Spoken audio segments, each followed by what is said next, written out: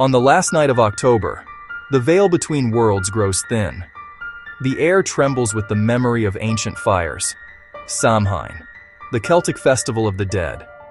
It was once believed that on this night, spirits crossed into our world, and monsters followed. Halloween was never about costumes and candy. It was a ritual of survival, a pact with the shadows.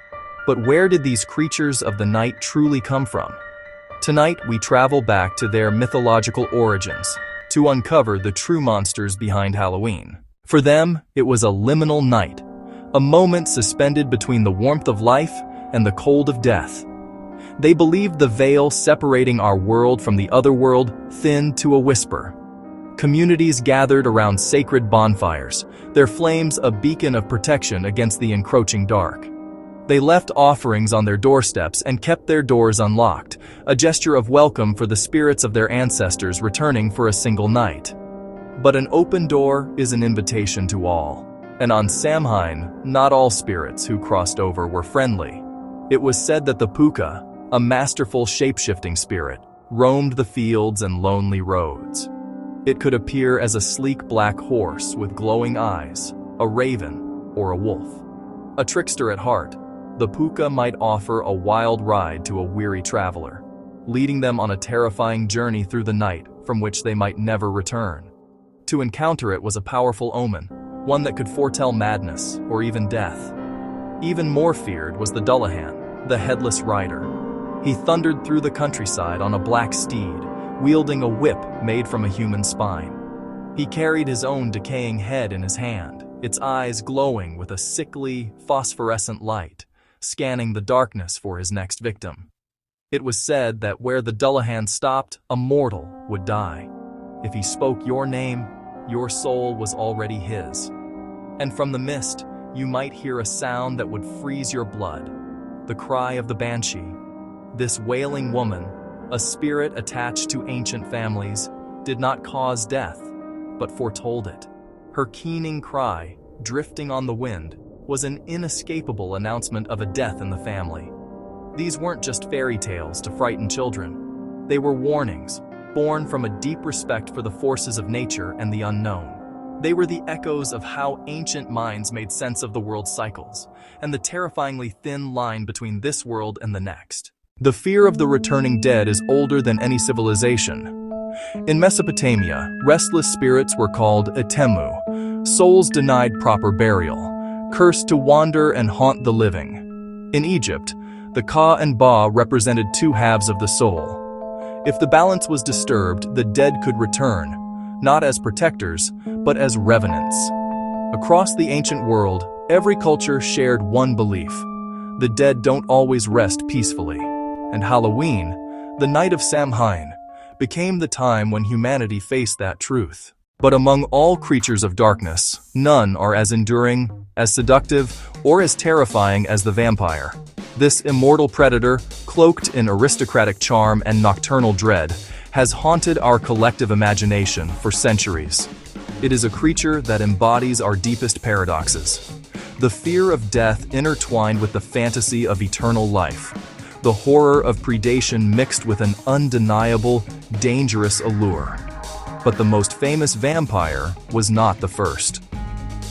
Long before any count occupied a castle in the Carpathians, ancient whispers spoke of a different progenitor. Her name was Lilith. In Jewish folklore, she was the first woman, fashioned from the same earth as Adam, and his equal. When she refused to submit to his authority, she was cast out of Eden, banished to the desolate shores of the Red Sea. In her exile, her story darkened. She was transformed in later myths into a winged night demon, a succubus who preyed upon sleeping men and stole the lifeblood of newborn infants.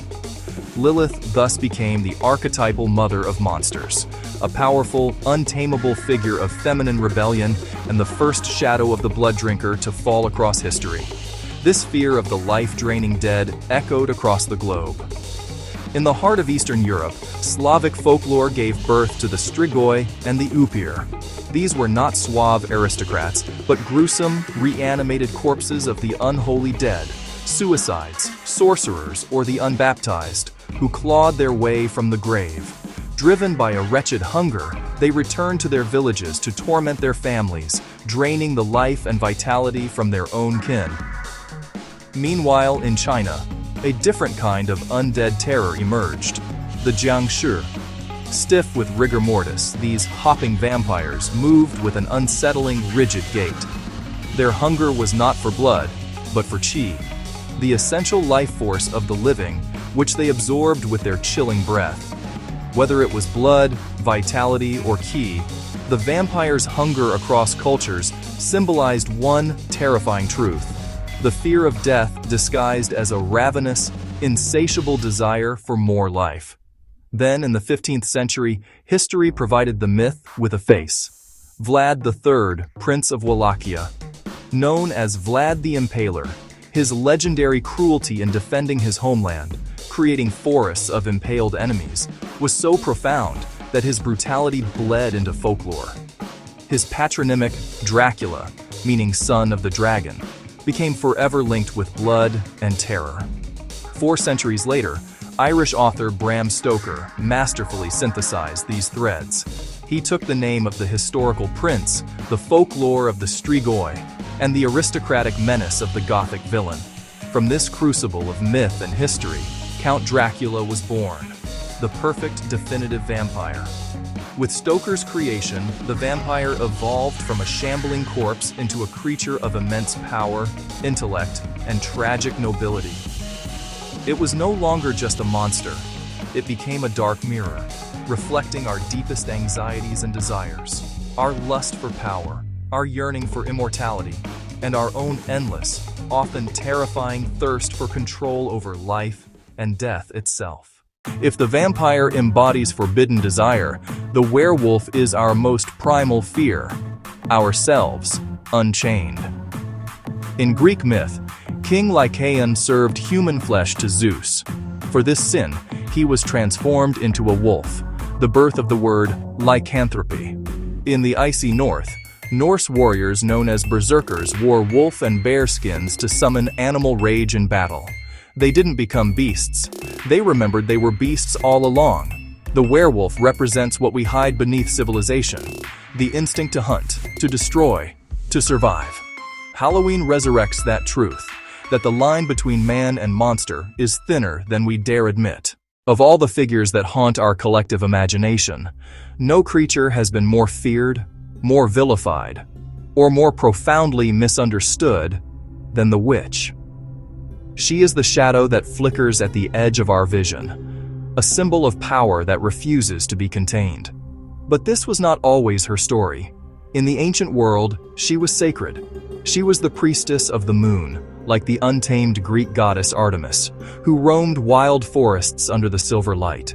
She was the village healer, the herbalist, the midwife, a keeper of nature's deepest secrets, from the turning of the seasons to the cycles of life and death. The formidable Greek goddess Hecate guarded the crossroads, the liminal spaces between worlds, the meeting place of fate and the unknown. She held the keys to the underworld and carried the torch of insight, guiding souls through darkness. She was a figure of immense power, respected and revered. But when rising patriarchal orders began to fear independent female power, the sacred feminine was systematically dismantled. The healer became a poisoner, the wise woman, a heretic. The witch became the villain, a scapegoat for society's fears. Powerful figures were twisted into omens of darkness. The Slavic Baba Yaga, once a complex guardian of the forest, was reduced to a child-eating monster. The sorceress Circe, a goddess of formidable magic, was painted as a wicked seductress.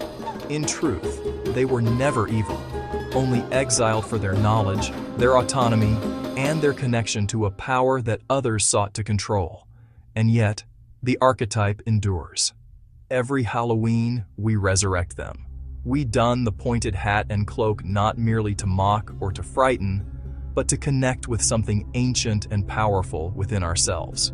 It is an act of reclamation. In dressing as the witch, we are taking back what was stolen, the right to be wise, to be wild, and to wield our own inner mystery without apology. Carl Jung once wrote that every human carries a shadow, the unacknowledged darkness within. Monsters are the language of that shadow. When we fear vampires, we fear our hunger. When we fear werewolves, we fear our rage. When we burn witches, we fear our own intuition.